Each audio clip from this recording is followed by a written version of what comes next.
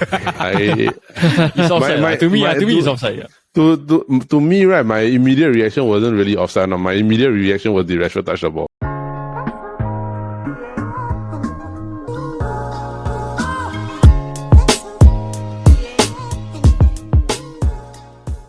That wasn't a red, that wasn't yellow. Liverpool suck. Hi there, hello. I'm your host, Midek Leong, and welcome to another episode of the Football Kaki podcast. Now, for those of you that are tuning in via YouTube or any sort of podcasting platform, hi again. Thank you so much for giving us a try, for giving us a listen.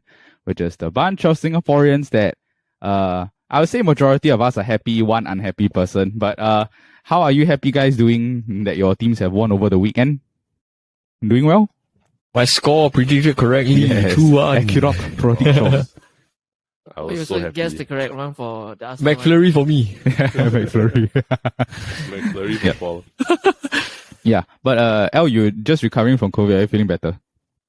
Yeah, I'm okay. Yeah. I feel better. Happy enough that when the second goal, the Rashford scored, I started jumping around. Yeah. Just run around the house. Yeah, we'll talk about that game later in a bit. For this week's episode, we're just going to be recapping the action of the Premier League, which is a very, very crazy weekend of football. Given that there was the North London derby, Manchester derby, and then also there's some like transfer mix-ups or transfer situations that have been going on. I think the biggest transfer talk now is this Chelsea sniping Mudryk from Arsenal, because to be honest, Arsenal was the front runners to get him, right? They've been negotiating with him for a while, right? Correct, Jordan? Yes, they had no passion, no aggression, yet still go there. Yeah, lah. What to do, man? What to do? But I mean, like, have you all seen this Mudryk play before? Never. I have no idea who he is actually. Yeah, he's from Shakhtar Donetsk, right? Yeah. He's a right-legged, left-winger player, like to cut inside type of players, like Trossard like that. Yeah. So he's not really a striker. No, he's not really a striker. Winger. He's a winger. So Chelsea just bought another winger. I think he's supposed to came in. Yeah, like how many wingers they buy, but yet they cannot fulfill their main target and main achievements. Oh, okay. Yeah, but we just talk a bit about the transfer window or this, right? This Chelsea, they sniped him for $100 million, correct? Yeah, that is inclusive of add-ons.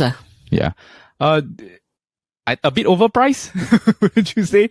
Like, I think it's if the guy is 100 million, right? Then I think Saka is like 200 million. Yeah, bro. It's mad inflation, yeah. This transfer. It's just a mid-season. It's like a 100 million for an 8-year contract. Yeah, it's an 8-year contract. But I mean, like, there's a sort of trend now that a lot of these clubs, they are spending big to go and refurbish the team after the World Cup. Now that y'all are looking at your own teams and the situation now, also like Manchester, they signed Weghorst for loan, right? Correct? But it's an expensive we loan. We never spend big, but we loan a big guy. Yeah, which is an important transfer as well. Are you all happy so far with your like team's transfers? Do you think that like Arsenal needs to buff up, Manchester needs to buff up all this? I think he's the only one we're gonna get. Yeah, he's probably what we're gonna get. And to be really honest, right, we need a striker like that. Yeah. Yeah, you just need another sort of. You just need a striker focal point. You need some sort of option that is like different from what you already have, like, which is like the game behind, the fast, beat the defender with pace, right? But if you ask them to swing in across, they won't win a header. Yeah, it's that scenario is like if you need an urgent winner, right? You just bomb the ball forward. Maybe Weghorst can just chase it down. Yeah. Plus, Weghorst is very hold up play. You know? Yeah. Like, correct. Knock it down and let the wingers go. Yeah. Like proper target man. Yeah. I wonder how the Lisandro and him, because of that whole. They're gonna be good friends. Yeah. Because they purposely attack the small guy, the small Argentina backline, right? This Netherlands. Yeah, but okay, now that those transfer stuff is out of the way, Jordan, how do you feel with this like stealing move by Chelsea? Do you feel like it's like a part of the cost of Chelsea? They're just anyhow spending money or what? Yeah, to me they are just anyhow spending money. Like they don't really need another winger. They just got a winger before Mudryk. Like some youngster from AC Milan or something. Yeah. Then so it's just literally it's too much. They spend another 100 million, but well, now Arsenal have to turn their attention to elsewhere lah. Yeah. Which currently now I would see is Rafinha or Ferran Torres. Oh, okay. Ferran Torres. Rafinha will be sick though. Rafinha proven EPL. Yeah, Rafinha Yeah. is good lah. Yeah. EPL proven option. But the only thing is he right wing lah. But Saka is right winger also. Yeah. I think he's What's the supposed Mudryk to. guy is a left winger. Yeah. Yeah. Yeah, Mudryk. Yeah, Madrid is is more of a left. left winger. Yeah, but Martinelli Martinelli can play striker, correct? Can play striker, but I would think that it's like you can see that you see both wing, Saka and Martinelli. Saka is got like able to contribute more from the wing, but Martinelli is not as much as Saka. So that's why I'm thinking that they have to buy some players for the left wing side to up the game, because they can't always rely on the right side. Yeah, Yeah. because now, especially with like the Jesus out also, then it's quite heavy for Saka to score lah. Saka and Nketiah. But okay, we'll get into the Arsenal like scoring stuff later. Now we're just going to transition and talk about some of the action over the weekend.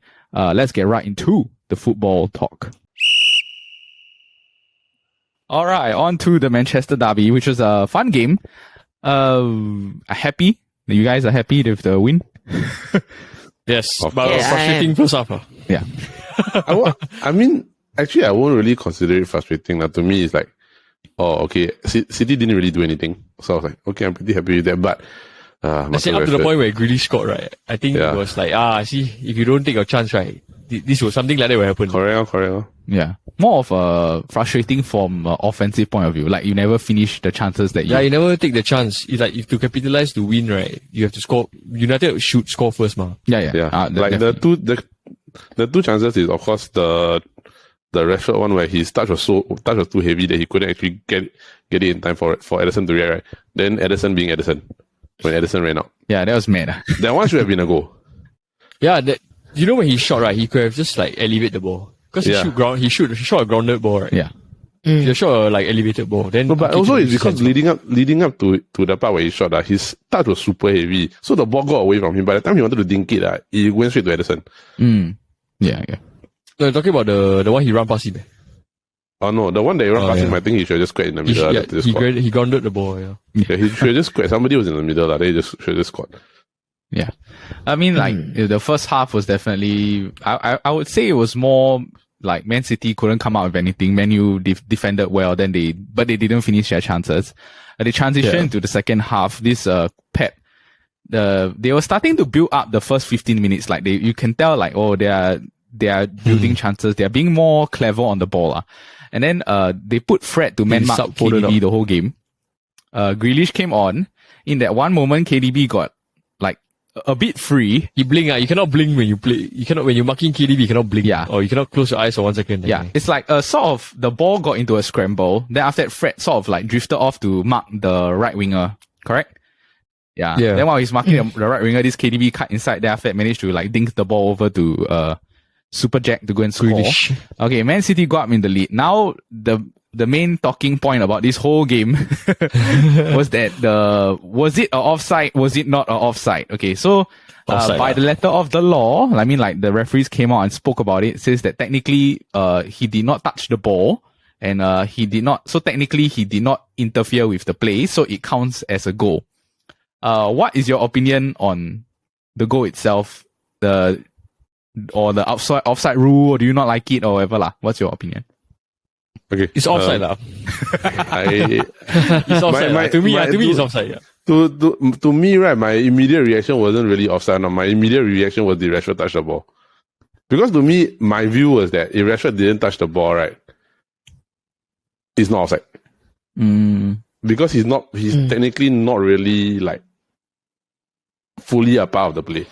Because he didn't touch the ball. That's it to me lah. Yeah. That's what I saw when I saw it. So like the moment there was the commotion, right? Then the first question I saw, right, was after I saw Rashford outside, I turned to my dad and I said that, did Rashford touch the ball or not?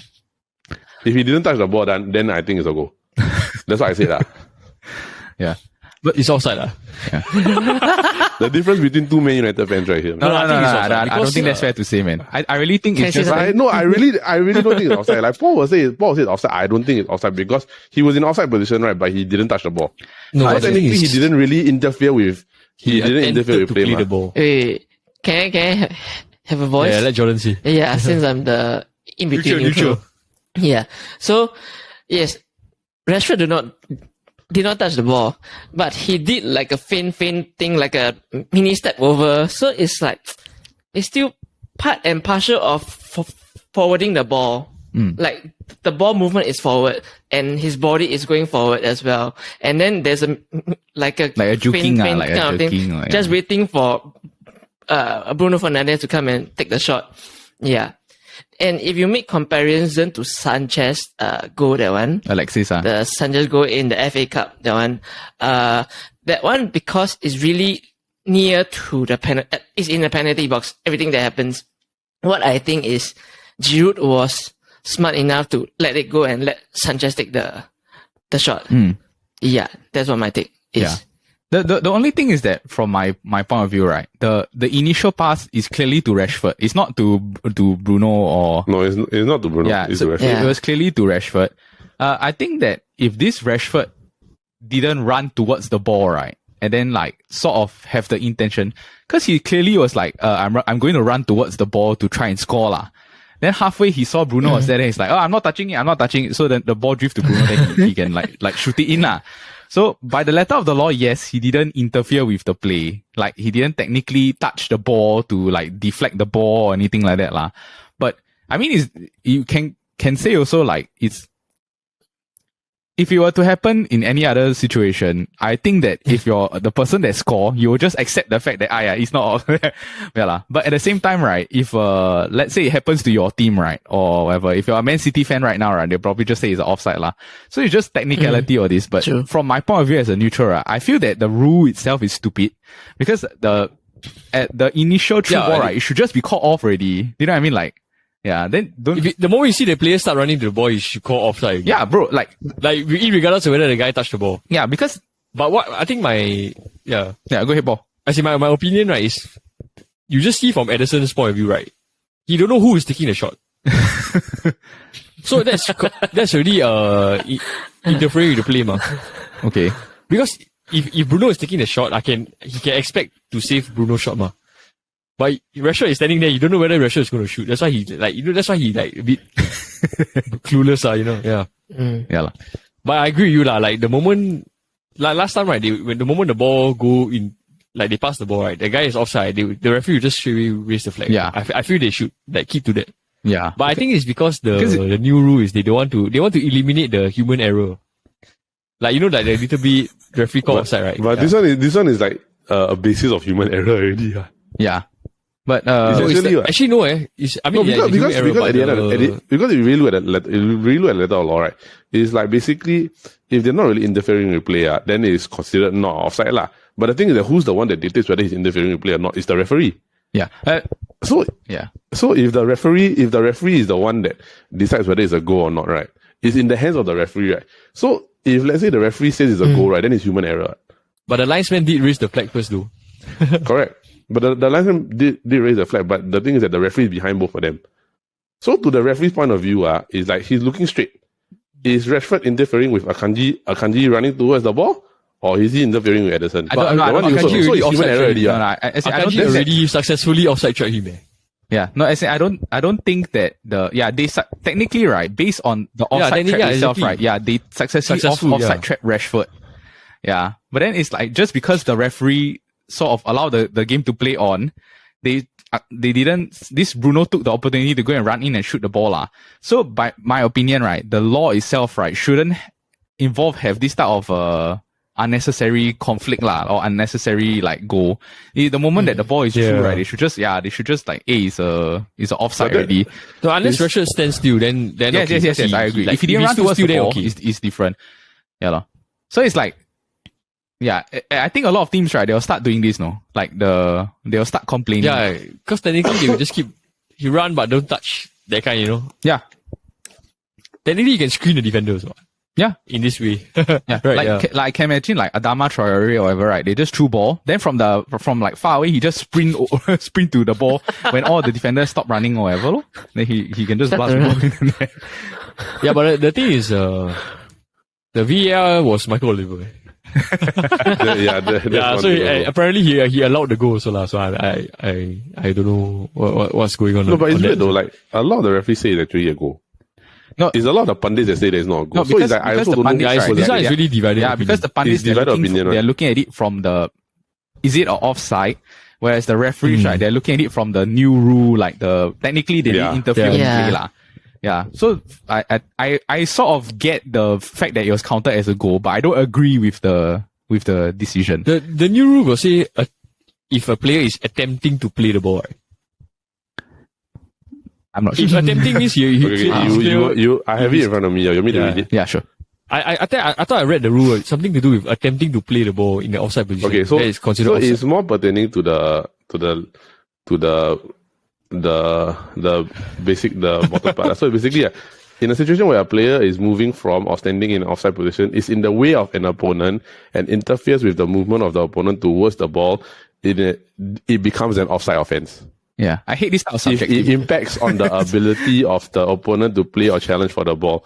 If the player moves into the way of an opponent and impedes the opponent's progress, example blocking the opponent, the offense should be penalized under Law 12, which is offside. Yeah, this Yeah, he never interfered with anybody. Yeah, But it's he like- didn't do he never anything. blocked anyway. Yeah. He never blocked anybody. no, it's like this rule book was written by the F1 people, lor. It's like just vague, like purposely make it vague so that the Yeah, you never say I block, but you never say I cannot block the ball. yeah, they just make it subjective. They should just make the rule very clear. If the person is offside when the ball is played, it should be off. If the referee, they shouldn't like allow the play to go on. Irregardless of whether he can touch the ball or not. Yeah, that's in like Then the, like the that, referee shouldn't allow the play to move on if he sees that the initial ball played right is an offside ma. That's why this is like the first ever of this type of goal. And also, I don't know, before we talk further about the game, right? I thought the referee was horrible. This was Stewart. I thought Yeah. so too. Yeah. He wait for the player reaction Yeah. and then he blow. Yeah, he wait for the It's fan like, reaction also. It's like he clearly was intimidated by the atmosphere, lor. Like I thought it was Such a high profile game, he don't know what to do. yeah, and then there were so many calls where he will wait like one or 1 2 second. seconds. Yeah. Then after that, he'll blow the whistle. Or like the foul, then after that, it's like, he let the play go on already. Then after he beep. Then I'm like, yeah. Bro, he should go to the championship again. Yeah. Now this, okay, let's go around first before we move on, right? So, Adek, do you think it's offside? No. Okay. Jordan, do you think it's The offside? goal stood lah. So to me, it's no. So me, Yeah. I think it's offside. Then what if we train like they train offside trap for? Yeah, correct. I agree. Yeah. Okay. Oh, what about you? I think it's offside. Yeah. Yeah, okay. I also think it's offside. But by the letter of the law, it's a goal. So it's so technically, It's like, I want to win fairly, but then yeah lah. sometimes you get calls like that. Yeah. I mean, like, you just take whatever you can in this type of situation, especially derby game. After that, Man City, they were clearly like a bit rattled. They were like a bit combobulated by the situation. Garnacho comes on. I think he did a great job lah. Like, he really just sparked the offense or this. Rashford manages to keep his hot form and he scores another goal. Manchester United, they come off with the win. Overall, I think that the result is fair. Like, I think that Manchester United deserve to win the game, but I just think that it's very sad that it's like a controversial outcome lah because of the of the thing lah. But y'all agree? Were y'all happy with the performance overall? A win is a winner. Great analysis. We take it. We go, we move. Yeah. But I must say, Man United played well, played much better than Yeah. Man City. Yeah. And also you can see these Man City teams are like also an aging squad. Yeah, especially their midfield, like they are quite slow. Over reliant on the KDB. Yeah. Yeah. Yeah, lor. And this But it's- Bernardo Silva also quite off this season. Yeah. It's not like David Silva, that kind, Mm. where you can put in 6 but still like be very impactful. Yeah. Yeah. But I was a bit more shocked that with the wingbacks and the amount of time and space that they actually had throughout the game, they didn't actually do anything. Like Kyle Walker and Cancelo, like they were like neither here like like neither here nor Bro, there. United parked the bus, bro. No, we parked the bus, but the thing it's is that parked there was so much space for the wingbacks to actually go in and try to do something. No, but I Then thought the Cancelo But they scared the... Oh yeah, sorry, Mida. I thought Cancelo was like attacking very well lah. Like he really was like trying his best to go and like create something lah. But just that Man U, they were very deep, very compact. They're just trying to counter, lor. Which is like a good game plan. Because the moment anytime Rashford counters, Yeah. So Yeah, they have to play a bit passively, Yeah. But the most important question is, where was Haaland? Yeah. Where was he? But you could see like throughout the game, right, he was visibly getting more and more frustrated because he would like drop into the middle of the field to just try to get the ball. Varane was marking him. Varane was marking him. But the thing Casemiro, bro. But the thing is that if you think about it, right, if you're a striker like Haaland, right, and I'm the guy marking you, you go to the middle of the field to get the ball, I let you go. Because if I let you go, there's literally nobody there. There's nobody there for me to worry about to try to get a shot off. Yeah. If I'm the defender of Varane and Shaw, I just, okay, you go. You just go get the ball in the middle of the field. Yeah. I mean, like, overall, Haaland, I mean, he's only as good as the people feeding him the ball. So if he, Yeah, you just need to disrupt the service, then okay, really. Yeah. I mean, like the Manchester City, Shaw, Malacia all played well. Yeah, the overall Casemiro, the team to me, Casemiro is the one. I think the worst player for Man City that match was Foden. Foden was horrible. Yeah, Foden was that bad. match, Foden was really bad. Was like Foden was bad.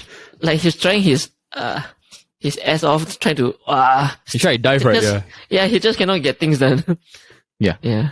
And then I also thought Akanji, he was having a good game, but both of the goals are his fault lah. So,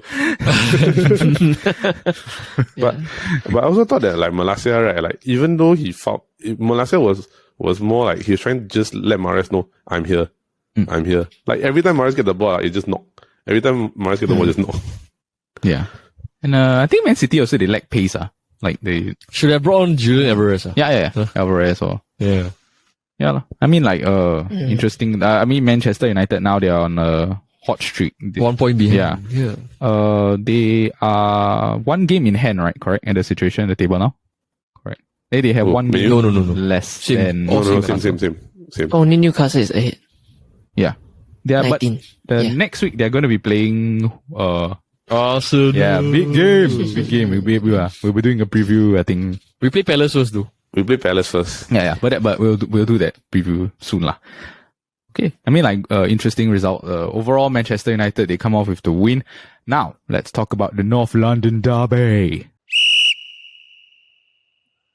All right. Happy camper, Jordan. The Arsenal, they managed to pull off a win, over Tottenham, their rivals, 2-0. I think that overall it was a quite a clear-cut win for Arsenal. Let's talk first about the first goal. Lloris with a... oh my goodness. I don't know what is going on with you, man. Yeah. It's blunder. Total blunder. Yeah. Yeah. Do you think I it's didn't past expect that though. Like, yeah. They need to find someone else. Yeah. Clearly gone. Yeah. I Clearly think past it. they need to find someone else. Yeah. Literally, like, there's many for them to find. Yeah. Like, Lunin, Lafond. Yeah. Easy. They could get like Bono from Diogo Costa. Yeah. And Technically also. Diogo Costa. Yeah. Hey. Imagine if they get Emmy. Let's Raya, first have him, just lah. get Sanchez from Brighton. Yeah. Yeah. Someone yeah, like that yeah. would be good. Or like Emmy Martinez lah. Maybe. Emi Martinez. Raya. Yeah. Raya. Yeah. What if Emi Martinez and Romero? Yeah. The shit talking. Annoying, yeah. Play against them. The trashy duo. Okay, but now let's talk from the whole game perspective. Like, Jordan, how happy were you with like the performance and the result? Do you think it's a fair result? Do you think you should have scored more? First, before I start the game, right, there's a lizard on my ward at the before the match starts. So I have to use this spray, right, to go and spray away the lizard. Get out! So I was watching the match like wondering if the lizard is coming out or not. Yeah. Do you buy those lizard trap, the green color one? They can like sticky. No leh. Yeah, you should try. Just buy the spray. Yeah, you should put like some food in the middle of the. Then after that they will get stuck. Okay, it's not related to football. Okay, that's so. How are you gonna dispose of it? You have to throw away the thing. Yeah, you have to throw it away. Yeah, just throw. Take the whole thing, lift and throw. Yeah. I think it's like a mouse trap, leh. No, it's not really a mousetrap. It's like it's a green color house, right? That in the middle is It's like glue. It's like glue, like. yeah. So once the lizard sticks on it, right, you cannot move It's already, lor. a- Like you're just stuck there, lah. Okay. But it's quite gross, ah. 'Cause, Alright. yeah, you can catch up like 4 or 5 lizards. Then after that You. yeah. Then by the time you touch it, right, they're all alive in the morning, ah. So No. physically dispose of it. Okay. So after I settled with the lizard, I on with the game, Yeah. and then I was quite happy with how it started and how they end. From the start to finish, they are really like dominating throughout. Even it's a game of 2 halves. I find yes, first half, we dominated the game. We played with control. But you can see like really Arsenal is playing like multi-dimensional formation. Yeah. Switching here and there. Sometimes you can see Odegaard at CDM, Xhaka up in front. Like whoa, yeah. Then Zinchenko, bro. Yeah. Wow, what a. Yeah, It's like a poet, like wizard, you know. yeah. He can play like CDM. Well, he want to attack, Can- he attack. When he defend, that kind of. Yeah. It's like free roam everywhere. Yeah, what a signing, you know, Sometimes- this one. Yeah. Yeah. Then comes free roam second defender. half. Spurs play with a more compact, like Sound and Kulusevski play more, closer to each other or like closer towards Kane. Then where they have more chance to get some shots on target. Arsenal was mostly defending most of the time lah. They still try to get a few shots on the second half lah. But do you all see the ending where Ramsdale like celebrate in front of the Spurs crowd? Then Spurs fan Somebody kicked him, right? Yeah. Almost, but did not. The guy could get Yeah. arrested, yeah. Yeah. Yeah. like you know Ramsdale, he like to celebrate in front of the Yeah, he got a bit of opponent crowd. He got a bit of Emi Martinez, that type of Yeah. cheeky. Yeah lah. So so much went down. Yeah, lor. Alright. But Yeah. yeah, I think Arsenal is they are the ones who stop now. I feel at the moment. Yeah. Yeah. They really separate. But anything they've can been the happen. most consistent. Anything can happen. Yeah. From the whole start of the season. Yeah. Yeah. So I mean, Mira, you asked me last week you asked me, right, if Arsenal win, right? Yeah. I think now I have more faith. Riding the wave, riding the high. Yeah, man. Yeah. Yeah. Because Ask me again. Yes, we will be champion. yeah. I think the biggest difference is this is the fact that y'all have injuries, but y'all have the most consistent like team lah. Like they don't know every game I watch, there's not a game that I think that they really like underperform or anything like that. Like there are sometimes that they got unlucky, like the Manchester City game. They were the better team. It's just that Man City, they managed to go and convert their chances lah. Arsenal haven't played Man City. No, the Twice. Menu. sorry, Menu. The Man U, yeah. the Menu game. Then Yeah. yeah. And I also think that it's very, very weird that I guess from Tottenham's perspective, they played much better in the second half again, which is really pissing me off Yeah. about this team, right? It's like the fact that they cannot sort their shit out in the first half every game. They were much better in the second half, wouldn't you say, Jordan? Like the more Yes, attacking. they were lah. much better in the second half. Yeah. Because like first half, literally they leave Kane alone in the front. Then they were like Kulusevski and Son was really at outright. So there's no one to bother about Kane. So that's why, yeah. Will you all say Conte in or out? Like the They're gonna sack him and they're gonna bring Pochettino back, and then the whole cycle is gonna start again. we'll sign Dele Alli again. Maybe they bring Tuchel in. Hey, I don't want to say. Tuchel. No, Why would they bring Tuchel in? I think that Conte, he's gonna go lah. Yeah. He's gonna go. I Like, think he's he gonna, himself has no faith in the project. I think so. So he's gonna Yeah. be like Spurs are gonna be like what, like the Spurs of old lah. Like Frank Lampard say the story is like every time they go to White Hart Lane, they call it 3-point lane because it's like a guaranteed win every time they go there. Really. They call it 3-point lane. So it's as good as like you go to Spurs, you're not really scared of them. You're just like, oh, okay, this is gonna play you, and then it's gonna get a 3 points, and it's gonna go on my They don't way. have the fear factor. They don't have. They're not as dynamic as they used to be. Also, Mm. and I don't know whether is it the system or is it just like the fact that some of the players It just cannot like, be the system, because the system works for Conte in so many clubs already. Correct, but the thing is that with Spurs, It's the players lah. It's the with these players you can only play a certain way. Yeah, you have to play like the classic 4-2-3-1. Yeah, lor. Half, Clean striker. Yeah. I'll give 50-50 lah. I mean, not all on the players, but also partially on the system as well. but I said you waste Son and you waste Harry Kane. Yeah, they really like 30. Like really very. They really like 30 plus really. Yeah. 30 each really. Some more Son has both of them have like long term. We trade Central for Son. Idea. But do you think the Jose's Spurs is better or this current Conte Spurs is better? Jose Spurs is better. Jose Spurs is better. Bro, right? Jose Spurs wreck menu Yeah, Jose Spurs is better. Like they really are better. Yeah. I would say that Jose's No, system. that Jose Spurs got more. No, Jose's system fits like Son killer and Kane instinct. better. Yeah, correct. Yeah. Yeah. But it over And then relies killer on Son and instinct Kane. there. Like, right. yeah. Whereas this Conte system, right, he doesn't really utilize Kane and Son very well. Like, Yeah, correct. But it's those type of situations where it's like the two of them are where you get your goals from. yeah, but I mean, like, So it's like yeah, no, that's it's like if yeah, you're yeah. trying to do your system right, but you're not building it around the two guys that get you the goals, you're not gonna score.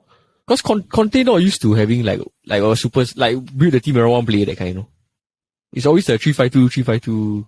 yeah, it's like we are solid Yeah. defensively. Then after that, we just like we'll score one or two goals. We can attack through various channels, all this, yeah. Yeah, So I don't mind to lose to Man United and then continue another 13 games unbeaten to bring us to glory. How many point It's game? a 9-point game. 9 point between game. Man U. Yeah. Just saying, bro, 8 points has been lost 8 before. points has been lost before. And the 8-point gap is not guaranteed win. Not guaranteed. AKA bracket the 2011, 2012. Yeah, we were like 8 points, right? 8 points ahead with with four games left. 8 That points ahead is like a with 4 games given left. already, Yeah. yeah, you just win one If game. we won that Wigan game, yeah. Oh well. No, we drew. It was the Wigan game and we lost to Wigan, yeah. We lost to Wigan, then we draw with Everton 4-4. And lost to City. Right? Yeah. Okay, but I think still hard to say who will win now. I think. They're definitely Because the the fact favorites. that Arsenal has, they're definitely the favorites now. Championship, Championship, champions elect. Champions. No, I will say this like usually But they haven't played most of City twice, that's why. in I think. history, from what I know, right, is that usually if you're top at the table around Christmas time, right, your likelihood going to win the league. Yeah. Yeah. Yeah, that is usually it lah. But also I do think that Arsenal have a better chance because the players are younger. So when you have a prolonged season like this with a World Cup, right, having youth actually helps a lot because your legs don't go under you. And the rest of the teams are scrubbing. Yeah, correct. and for I think some of your key players like Odegaard didn't go to the World Cup. Yeah. I think a number of them didn't go to the World Cup. So. Yeah. Yeah, a lot of them And didn't. the fact I see, yeah, sorry. No, I was saying a lot of them Wait. didn't go to the World Cup, yeah. Yeah. And I see the way Man City plays against Man United. It just gave me more confident that, since Man United can do it, why can't we? Yeah. Yeah. But yeah, I guess we'll see. I mean, like next week we have a fun game also, the Manchester and Arsenal one, which I think will show the momentum of how the second half of the season goes. If Man U can win it, I mean they are in the title fight lah, which is like how crazy at the start of the season.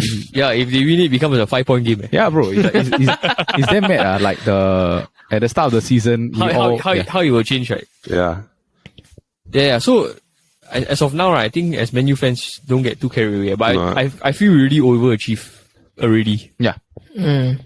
From where we were like at the beginning of the season. Yeah, and it's like with all the nonsense then the things that go on are like the start of the season you cannot wreck by Brentford, cannot wreck by Brighton, cannot wreck by City. Then you got the Ronaldo issue. Then after that, every time you move forward, something happens. Then it's like you just one step back. So it's like from where we are now, and we are in the semi-final of the Carabao Cup, right, with a draw that definitely of all the 4 teams it suits us. Yeah, so it's like you're in a shot of a trophy, which is something that like as a United fan, after the past few seasons, you don't really expect. Yeah. So Yeah, I we guess can win next, the Mickey Mouse Cup, no problem. Yeah. So I A guess trophy's a trophy, man. Yeah, I think you just take that trophy first. yeah. So to conclude, right, I just think that the next game will decide we have a more clearer picture of like what's the end result going to be lah. So we're going to be previewing that stuff also. So Manchester and Arsenal, let's like look forward to that next. All right, that was the Football Kaki episode. Hope you enjoyed that video. If you are interested in other stuff besides football, we also have the SG Draft podcast that drops every Friday. And meantime, also if you want to check out some goal stories, we have the Kopi Bro show that just dropped recently. We talked about some of our like weirdest army ghost stories and poly day ghost stories. Paul, do you have any like weird things that happened to you after the recording? Or like Yeah, just now I was at yesterday, Sunday, right? Yeah. I was at the gym. So I did bench press, right? That's why I felt something brush my face. Was it your friend's ball sack? That actually is no, it's the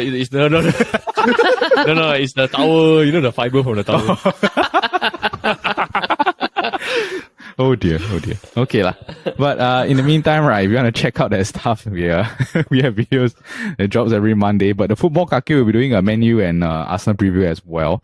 In the meantime, hope you guys take care. Also, Chinese New Year is coming up. Please have a good time visiting and stay safe, stay COVID free, and up the Kaki. See you guys next time. Bye.